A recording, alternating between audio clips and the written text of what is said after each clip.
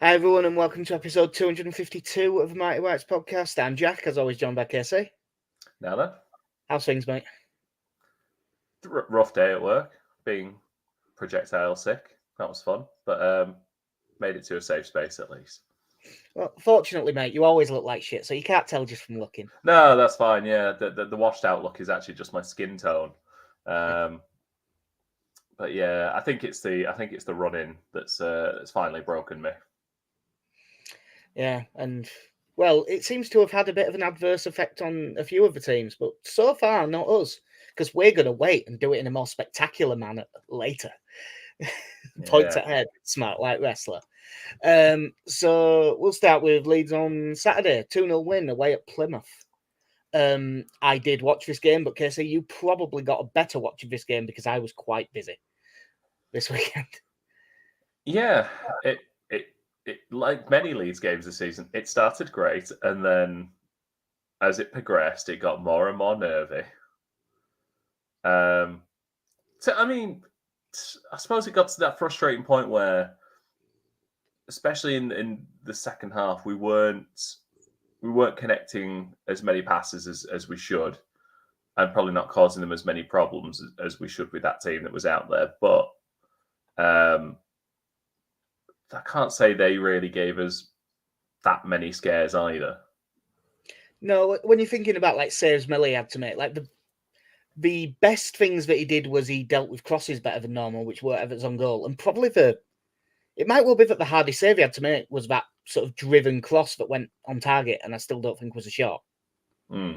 So they didn't cause many problems, but while the game's on, the nerves are bigger than that, aren't they? You only realise that afterwards. But, oh no, I bet neutrals thought that was really comfortable.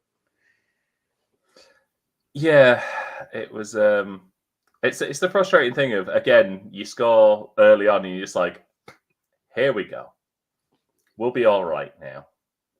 Because again, we typically do pretty well when we get an early goal. And ultimately, we did do well getting an early goal. You know, we won 2-0, but it's probably not in the fashion you would have liked. And once again, maybe waiting a little bit too long to make changes. But Dan James made his return from injury.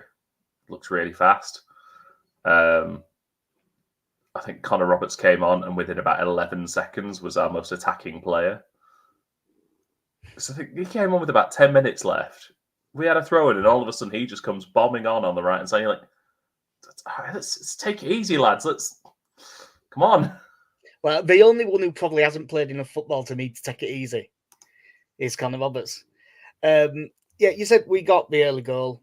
Ball sort of breaks down from a throw and it's bouncing around. And Jorginho Rutter looks up, sort of a bouncing ball, and hits sort of a rugby league, like up and under cross field, which I am calling as a much better pass than a lot of people are giving him credit for.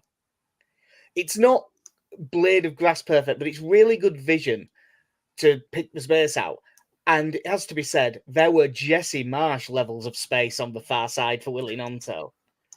It was just like that clip from the Spurs, that still that you always see from the Spurs away game, where everyone is on one side of the pitch and Kulusevski is on the other wing. Well, this was a bit like that. Over and under, Gnonto has all the time in the world to get there, takes a touch. We'll come back to the touch. It's on his left, touch away from the defender afterwards, on his left foot, good finish. 1-0, really good goal, real nice finish. The only debatable thing is, did he mean to touch that round for defender, or did he just slightly misjudge his touch? I mean, I would describe it as a delectable through ball that was accompanied by a wonderful first touch. It throws the defender. It works out perfectly as a touch. I'm going to be generous. I'm going to give it to him in the vein of form he's been in these last few weeks. I'm going to give him the benefit of the doubt. Yeah, I'm minded to go the same way. If there's something about when the ball goes one side at defender and you go the other that just feels good. Like, you know, obviously Bergkamp, or the actual real one that only very few people remember, the best one of that, which is Eugene Daddy for Tranmere. We're bringing out all the big names tonight. Yeah. Unbelievable signing on a free on Champ Mano 304, that bloke. That it was a really good finish, and as I said, that Gevers, it sort of topped off that opening 15 minutes, because for 15 minutes I thought we were excellent, like just all over them, they couldn't get near us, and then basically from then on we struggled for rhythm quite a lot. I think the main thing was our main route up the pitch was we were playing balls into Rutter, who was playing at 10 with Piru at 9, but was sort of playing, not target man aerially, but just like they were playing everything into his feet and going, you just hold the defenders off and turn because that's what you do. And in terms of his actual on the ball stuff like that, he had probably his worst game at season. He lost. It's not losing the ball, because he loses the ball relatively often, but it's always when he's trying something. Trying the complicated through ball or trying that piece of skill to beat a man. This one, he was just genuinely struggling to keep hold of it, which was weird to see. So anyway, having not had that great game, he got an assist and a goal. But you said that we left the changes a bit too late, and again, maybe we did, but the one change that Farke did make when we were struggling in the second half was to swap Piru and Rutter back to their start of the season roles, with Piru at 10 and Rutter up front, and that is what the second goal came from. Mate, it'll never work. Piru picking the ball up deep, bringing it out. Good ball into Rutter, who's running at defenders. He's got a man on his outside, but I'm assuming it was some other, I can't actually remember off the top of my head. But little step over, low-driven shot that I think goes through both the defenders and the goalkeeper's legs. Yeah. In terms of being right in the corner, I couldn't call it a great finish, but he struck it well. Yeah, I think the goalkeeper's complaint would be that the defender was in his line of sight. I would say that he will still be very disappointed. He didn't do better with that. Yeah, and from what I've seen of him, he's a good goalkeeper as well, Hazard. So I must admit, well, I was going to say, I nearly said something that was untrue then. I nearly said I was surprised when that shot went in, but I wasn't, because as I said, I was out this weekend and I was watching this game on Sky Go, and I got a message off one KC that says, big goal that, about 15 seconds before Jorginho Rutter scored. And we are live, allegedly. Yeah, as soon as I read big goal, that I was like, well, it's for Leeds then, because it had said fuck's sake or something if it was the other way. Which did take away some of the stress, which in a way I was actually quite happy about. I can actually counteract that, because last night our not recently mentioned friend of the podcast, Mark Young, who was a Bradford City fan, obviously they were in the is it Bristol Street Motors now? I have no idea. Pizza Cup in the Ethel Cup. Yeah. And I got in after playing football with about 10 minutes remaining. It was 0-0. Watching the game, and I text Youngie the words, "Does this go to extra time or does this go to penalties?" Bang, 1-0 Wickham, and I just sent a text going, sorry. Well, the worst one of those was Tuesday night when Rotherham went 3-3 at Ipswich and Phil Hay tweeted, and they scored within about 20 seconds. But I think it's gonna a little bit underappreciated how good a win this is away at Plymouth, because we've played this fourth time playing Plymouth in no time. I think we've sort of become a bit desensitized to how good their home record is. Yeah, they score lots of goals at home. They've only lost twice at home all season. Yeah, it's two. They're a good side, especially at home, and we kept them to a clean sheet and won fairly comfortably. Yeah, it was. I know I texted you with big goal, but I think it was another big result, and especially again having the early kickoff. It at least sets you right for the weekend, doesn't it? That we've done what we have to do at that point. And I know at this point onwards, we're always looking to see what Leicester, Ipswich and Southampton have done.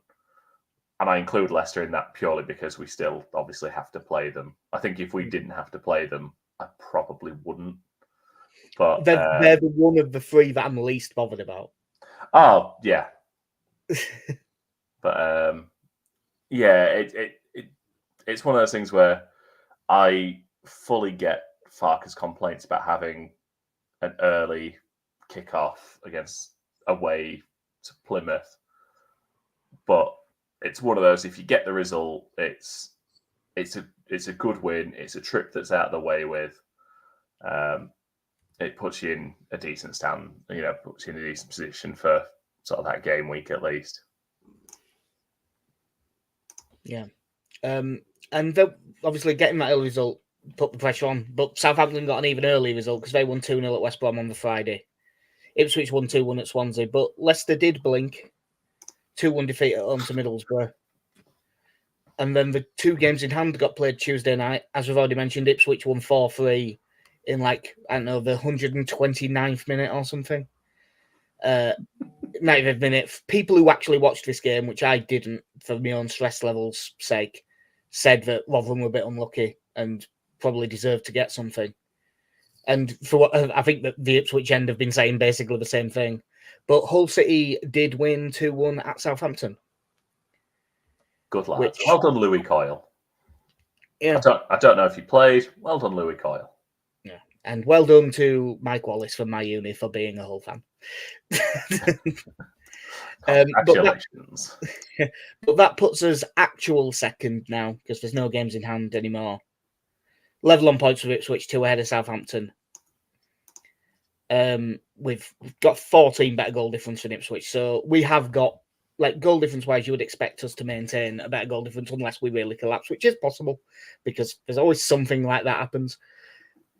But right now, given how everything looks and given the relative run-ins of all the sides, how confident are you?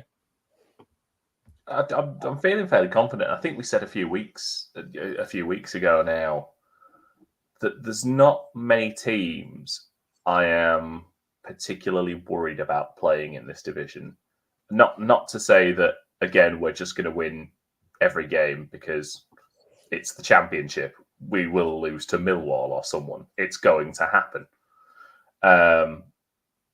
But there's no team I look at in that running and think, I don't think we're going to win that. We absolutely should have done better against Southampton. I was about to say at the Dell then. I'll stick with it now. It's been a while. 2001? 2? I mean, Matt Letizia scored. Did he though? Makes you think. Makes you think, yeah. That's a real shame, is what that was. And obviously that's going to come down and be a very tense game. Most likely going into the last game of the season, but the leadiness in you looks at after Leicester, we have 4 games in a row against teams who are currently in the bottom 6. Do we? Yes. I will. Let me see if I can. Let's see if I can share this now. I have a graphic here with the run-ins in. Run-ins? Runs in? I don't like it. Yeah, I think it is. I think it would technically be runs in because it's orders of play. It's not order of plays. I didn't realise that there were that. It's now the very lazy part of you looks at playing 4 teams in a row. Was it the was it under Neil Warnock or was it the Grayson run-in where we ended up losing to bottom of the league twice in a week because of how the table moved or something daft like that. So there is always that little bit in your head that worries about that. But in that run-in there, I look down and we should do better than we did last time against Sunderland. Leicester tomorrow is obviously going to be a very tough game because they are an excellent side in this division. Yeah. Hull was a 0-0 draw last time, and again we should probably do better against them. But I suppose when you think back to that Hull game, when it was 11v11, we were the better side by a distance. But then we had 10 men for 20 minutes, and they easily could have won it in that 20 minutes. Yeah. They missed Didn't they miss like basically a complete open goal with not long left? Hmm. So Is it like it a was big 1v1? yeah, there was an absolute sitter. I can't remember the details. I remember messaging again, Mike going, I cannot believe that they've missed that. Yeah. Just looking at us, obviously Huddersfield aren't very good, but Huddersfield away when it's Leeds, there's always something to it. Same goes for Sheff Wednesday, and they have improved a little bit. Yeah, I'm very glad in that the Millwall game is at home. Yeah, We kind of got that. but like Southampton have got, like Middlesbrough have shown that they can do something, but they've dropped off a little bit. But Southampton have got Leicester away, which is the sort of game that you want them to have, and Ipswich and Southampton have to play each other as well. So there is some drop points guaranteed in all of that. I was going to say this graphic shows up wrong here because it's in Ipswich as it's showing Southampton as a lower mid-table according to their colour scheme there. But yeah. Well, they're really sure that Southampton aren't going to win another game, you see. they're really falling away. They're really bullish. Yeah, obviously you can. There's positives and negatives you can kind of take from each team's running, isn't there?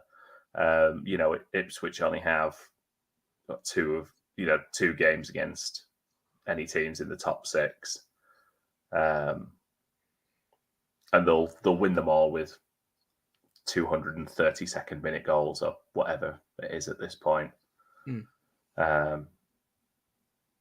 But it's interesting to see how that run-in looks for us as well. I would say that on paper, if I take out Leedsiness and my own pessimism, you'd probably say we have the easiest run in there. Not by much. Yeah, you look there again. Leicester have to go to Plymouth, and they've got to get something there. It doesn't sound right saying anything other than they've got to go to Middlesbrough and get something, does it? No, it doesn't quite work with Plymouth. We have to go to Middlesbrough, and given it's the third to last game of the season, what is the word that comes before or after penultimate? I suppose. I don't know if there is just one. Third to last. Then we'll go. Yeah, just third. But we do have to go to Middlesbrough and get a result, because that's they're such an odd team at the moment, aren't they? To try and figure out. But one of the things that I do get is like that final game of the season. Obviously, Southampton Leeds is almost certainly going to be a massive game. While it would be nice for it to all be over by then, everyone who supports any team in the Championship has looked at that game when the fixtures got released and went, "Oh, I bet that's going to be a big straight away." But last day of the season, Leicester have Blackburn at home and Ipswich have Huddersfield at home, so they're both winning. I'm looking forward to somehow Sky being able to justify with about 3 days' notice going, actually, we're going to move the Leeds Southampton game back a day to. Yeah, I know that they'll all have to be on at the same time, and we get to show whatever one we want, but we're still going to move it. Yeah. In fact, just to make it, we're going to move them all to Friday night. But we did it within our own rules, so it's all fine. You're like, fuck off. Yeah. As I've recently learned in Spanish, es lo que es. It is what it is. It is what it is. Yeah. And as soon as I learn in Spanish, and as my friend Leon Vader White would always say, yeah, always let a cooler head prevail. But outside of all that, do you reckon you are now more than 50% confident that we'll go up? Yeah, I think so. I will go to 65%. I reckon I am still dead on 50-50. Now, looking at it, I think logically it should be higher than that, but there's still the pessimism. And it's because I give us a 0% chance of winning the playoffs. So it's just, I think we're 50-50 to get in the top two, and that's it. Because if we come third, you can't. I think that whoever wins the playoffs comes fifth or sixth. because there's 4 teams that have been really good this season and deserve to go up. Really, like not. You know how it is. There's those 4 teams that are the best 4 teams in this division. So 2 of them aren't going up. Hull are going up from 6th. I want to see who's just outside the playoffs. That's going to upset everyone. Oh, Preston, finally, after all these years. What we're going to have the weirdest season in the world, where the start absolutely brilliant, end absolutely brilliant, and they're just a bit shit in the middle.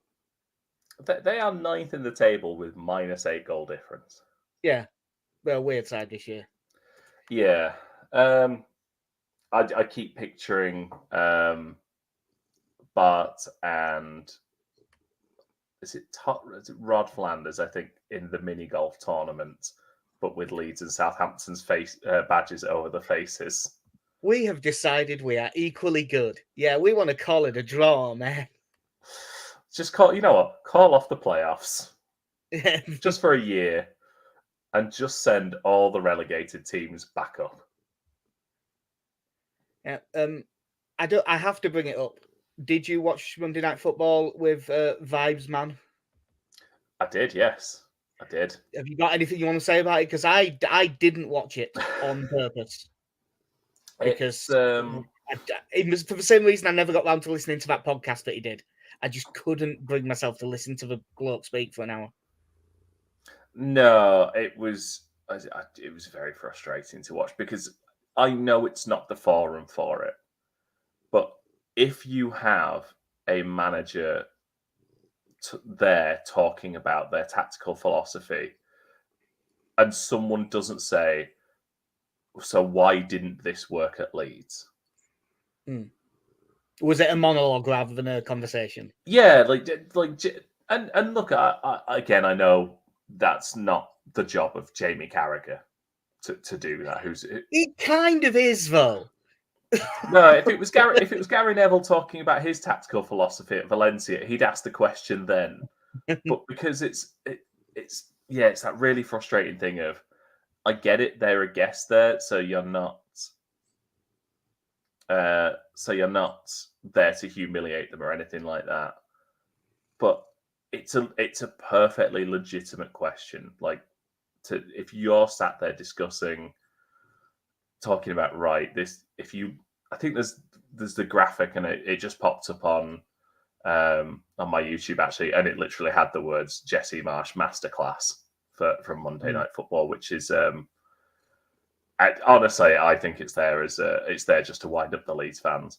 But one of the graphics there is kind of, it's a bit like the FIFA online lines between players. Yeah. The Jesse Marsh vibe lines, we'll call them. And again, it's all these players in a very condensed space. And Jamie Carragher's like, well, are these triangles? Is that deliberate? And I'm like, well, if you put 3 people in any particular space, it's going to be a triangle. That's how 3 points work. Jesse Marsh doesn't know much about 3 points. And again, it's this talk about how, dominating, covering small spaces of the pitch where the ball are, getting lots of bodies in there. Something. And then Eintracht Frankfurt would win games is what came out of this talk. And yeah, you kind of never really came away with like, I get you believe this, but can you show us examples of you doing it? Yeah, where you didn't just have the best team by a mile. Yeah, which we didn't get. At no point did. Like, the weird thing now is, if I do not want this world to resist, but if Jesse Marsh had our exact squad right now in the Championship, I don't think he'd do as well as Farke's doing, but he'd probably do fairly well because we have good players, and the talent differential is in our favour.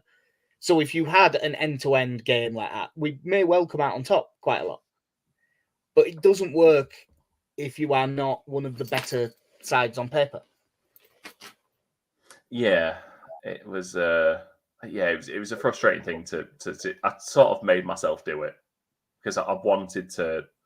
One, I wanted to hear on the outside chance that someone challenged him about how it went with Leeds. But most of the questions about Leeds were, how do you motivate players when they're in this position, or how do you lift your team when you're on a run like that? And you're also sat there going, well, he didn't. He did. I suppose he did briefly when he first came in. The next season, he did not. No. But no, I wondered if there was anything actually interesting in it, but it was just basically all the things that we expected then. Yeah. I guess we can't dodge it any longer. As much as Enzo Maresca has said, for Leeds, this is a massive game. For Leicester, it is just another game. So, there's your team talk, lads. Thank you, Billy Davis. Because look, it is a massive game. It's first v second. And if Leicester win this, that's pretty much them done. Yeah, if results go the right as, because they'll, as much as they'll talk about it, there will still be an eye on Southampton and Ipswich. But if it just takes that 1 week for results to go their way, and they are home and dry. Yeah. And it is near enough done at this point. Like, they very much have a hand on the trophy. Oh yeah, absolutely. But it does, as you look, if we win, we're on 72 points. It's still 6 points, which at this point of the season would be a big swing. But it's not impossible. Oh yeah, like if Leeds win tomorrow, I'll still think Leicester are going to win the league. Like, it won't change anything from that. But it is a massive game, this. And it's sort of one, it's not like it's must win. It's not even must not lose, really, in the situation we're in, because every team is going to drop some points. The first thing I'll do before we get into anything talking about them, because it's just going to be saying they're a really good player, they're a really good player, they're a really good player, because that's what Leicester have got, and that is also what we've got. Right now, would you take a point?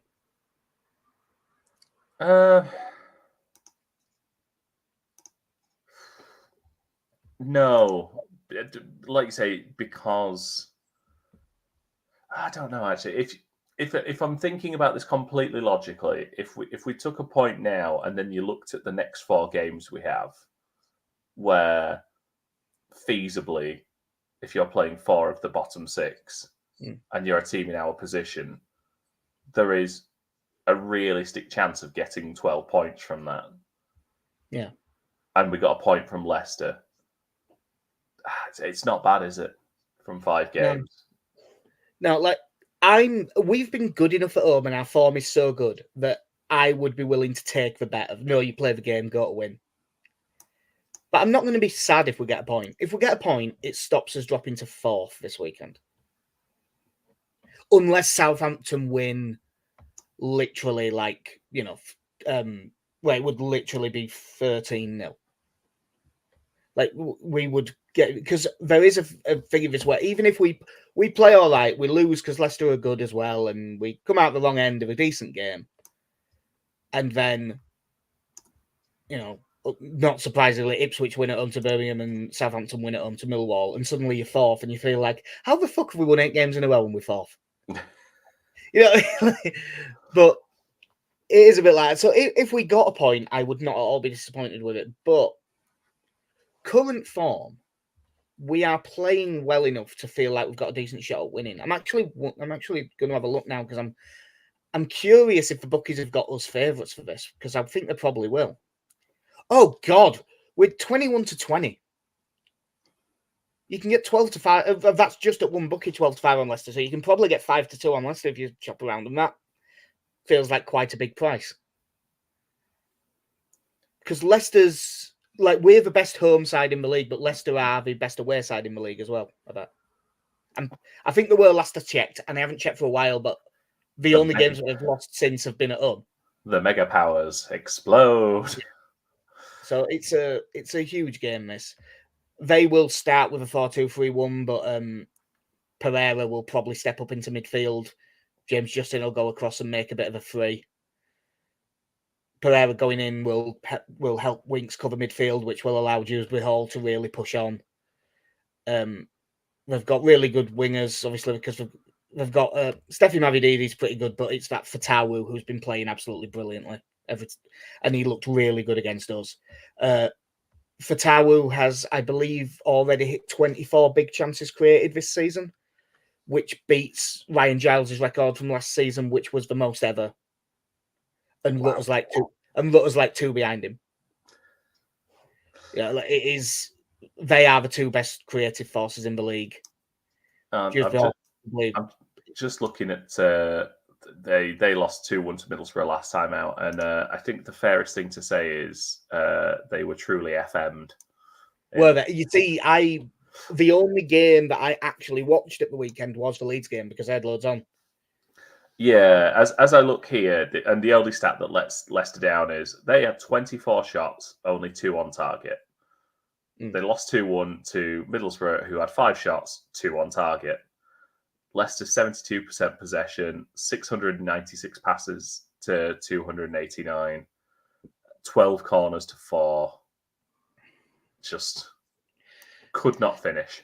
So, as someone who didn't watch that game, I'm willing to say that they were a bit unlucky. Yeah. Yeah. I mean, I don't really know what to even say about it because, Hermanson in goal is a really good goalkeeper. Pereira is good. If they play Vestergaard and Wout fast, I still think you can get at Vestergaard. I aren't his biggest fan. They've got that Callum Doyle, and I think he's probably marginally. I think he's less easy to get at than Vestergaard. Like Vestergaard is a good target for the pressing and stuff like that. Harry Winks is he isn't as good as some people think he is, but there's a reason that he's played for England and everything. He is a good player. I'm not sure who they'll go. I'm not sure who they'll go for up top.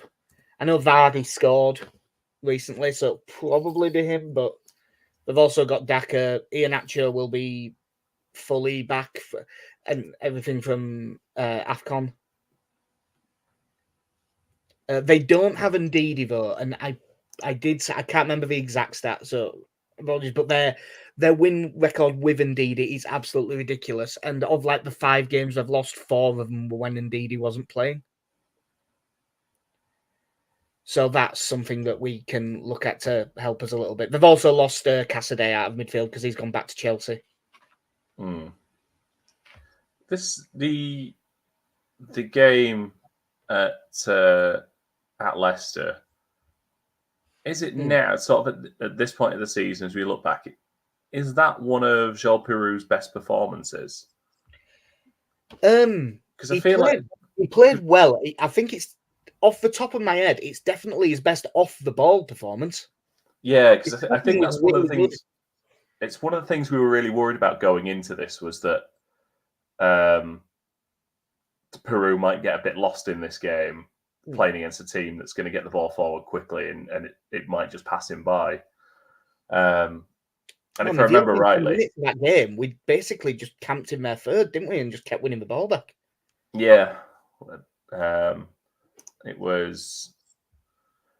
Yeah, it was a really good performance. I know. In fact, was it Fatawu who had that curling shot that cannoned off the bar? Yeah, that would have been one of the better goals of the season if it had gone in.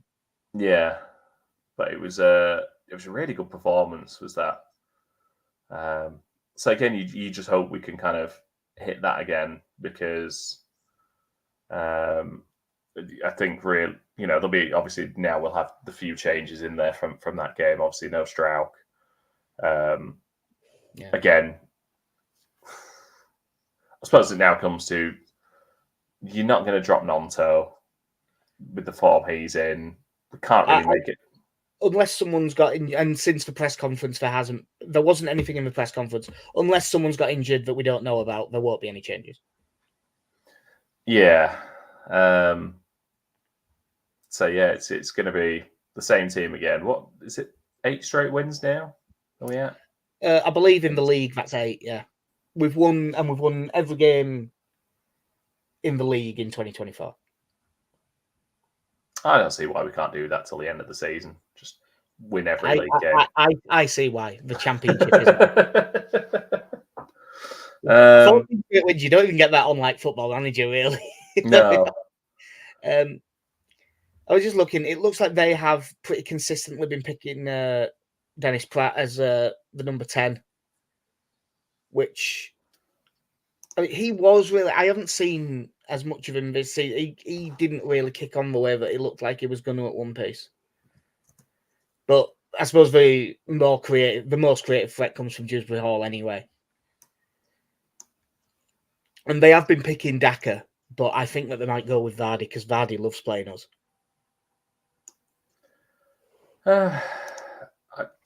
I've really come to realise this season I don't like the name Kiernan. Be Kian, be Kia, be Keenan. Not all of them. Yeah, so I half thought of a joke then, but then couldn't remember the full Latin. Yeah, I was going for like a Vinny Vishy Vidi Latin joke off the way you were saying it, but I couldn't quite get it round in my head in time.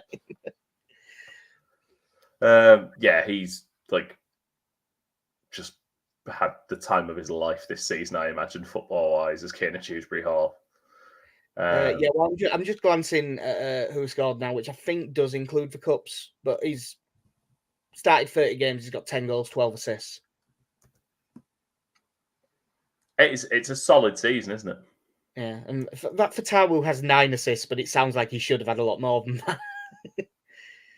I mean, I think there was a few wondering if Dewsbury Hall was going to go in January, but I didn't think for him it would make much sense because one, I don't think he was, that move was going to be the thing that got him into the England squad in the summer. That depending on who he goes to, realistically, you're probably not achieving. He'll get his medal, but you're not going to be there to lift a trophy if you leave. Well, in the summer, I thought he was going to go to Liverpool because it was before they bought 2 midfielders. So I thought at that point they needed midfielders. So I thought that was going to happen, but then it didn't. And I believe he is like a boyhood Leicester fan and everything. So once they were top of the league in January, he wasn't going to go anywhere. No. Like, he'll go, no, I'll ride this out. It's fine. We'll be... Because, he can be pretty confident that they're going... Like, even if they lose this game, they'll still be, 1 to 50 to get promoted. Yeah, and then, again, on top of that, and I know this is stuff we've said before, but if you go down and you keep Vardy, Daka, and Iheanacho, that's mad. Yeah, and I mean, Daka, they paid a lot of money for, so I assume he's on massive wages, which I know is the case for some of our players as well. Iheanacho, when he's on, he's absolutely brilliant. I just keep looking and thinking, God, you add him, say he's fully fit and firing and they moved him into 10 ahead of Dennis Pratt. That's a terrifying front four. But I suppose the thing that we have to remember is we've barely conceded, not even goals, we're barely conceding chances at the minute. You don't think of that because that doesn't feel very Leeds United. We've got used to our defence just consistently being fairly shit. But at the minute, it's been excellent. I mean, I hate to bring it up because Firpo's been so good, but Fatawu versus Firpo is scary. Yeah, a touch. There's no way around it. Even if Firpo has a good game, you'd back him to skin him a few times. Yeah, we do have a few bits to still be worried about.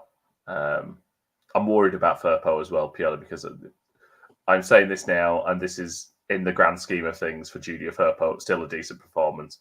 Plymouth was a bit of a quieter game for him, and I think we've ruined him by making a song for him, however catchy it might be.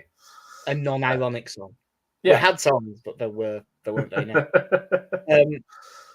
Yeah, so I always like it's a hangover from the Bielsa era that I look at like matchups across the pitch. Like they, as good as their forwards are, I back Rodon and Ampadu to do well. Gray versus Steffi Mavididi. Mavididi's definitely got enough to beat him, but I don't think Mavididi will do well the other way. If Gray is able to get forward and Nanto sort of can get inside, where Justin will naturally go inside a little bit as well because of where Pereira steps up to. So I think it's sort of Rutter running away from Winks and Gray getting space down the right side. I could see being our two sort of main routes towards goal in this. And obviously any quick counter-attack, because for one thing, that goes for both teams. If we're forward and they catches on the counter, they'll be dangerous, and the same goes the other way. I don't really know. I don't really know for sure what to think about this game score-wise, because I feel like it legitimately could be pretty much anything. No, I think that's completely reasonable. It very much depends on what teams turn up, and you talk about sort of your 1v1 battles, and I'm kind of looking at Gruev and Kamara and how they're going to get on with Dewsbury Hall and Winks as well. Winks, I think, will stay mostly deep, so I'm not so worried about that. But if Dewsbury Hall joins, like gets forward, joins Pret and basically makes him into a 4, that like Pereira in midfield as a 2, and he pushes forward to give him like basically 2 number 10s, that's going to be very difficult for Kamara and Gruev, especially Kamara, because he is a bit prone to getting caught ahead of the ball. Yeah, it'd be. I'm very interested to see how it works out this time. Obviously, with a few changes to the teams that's happened from last time, but again, I think you mentioned Gray early. You just hope he has a decent time of it defensively. But at least now you've also got the confidence that if it's not working out, we do have a decent right back on the bench that I would fancy to come on with about 15 minutes left. Although he won't do that, he does have that option. Yeah. It's the first time I've looked at it. You actually got a dead-on prediction against Plymouth, Casey. Oh, wonderful. Yeah, the 2-0 win, which puts you in the lead on 50 points. Both Alex and Connie had 2-1, so 44. I'm on 34 with some of my pessimism, which I'll be honest is coming back for this prediction because I want everything in Leeds' favour. There's going to be all of them. There might even be money on Leicester. That is how much I'm trying to put the mockers on Leicester for this game. Get your dad to put them in an acca. Oh, yeah. He'll do that before I've even spoke to him. Don't worry about it. So my phone is on charge way over there, and I heard it buzz. So I think Connie has sent me a prediction, but I ain't getting up to sort it out. I'll put it in the sheet after. But Alex has sent me a 3-1 win. I think this is going to be high scoring. I've got 3-2 Leicester to try and put the knockers on them a little bit. I'm gonna go for a repeat performance and say it's a 1-0 win. 1-0 win. Well, it was a massive event because that was the Rutter tapping after Byram's header was well saved, wasn't it? Yeah. We are still missing Byram for this. Shackleton's back. He didn't fully rule Bamford out.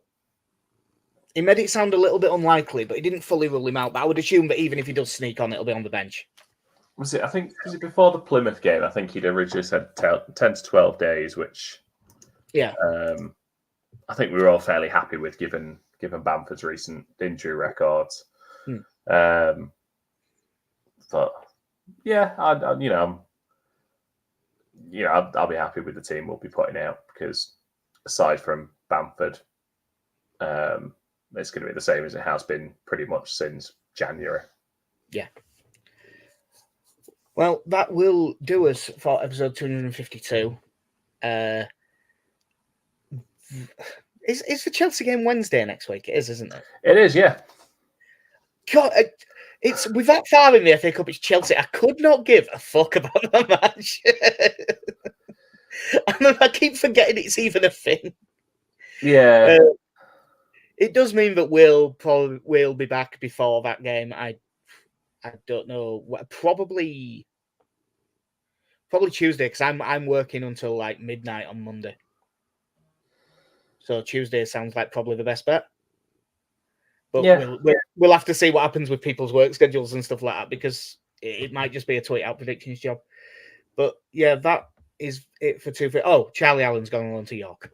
That was the one bit of news I forgot to mention. So yeah, that will do us. I've been Jax here. I've been Casey. Have a good one.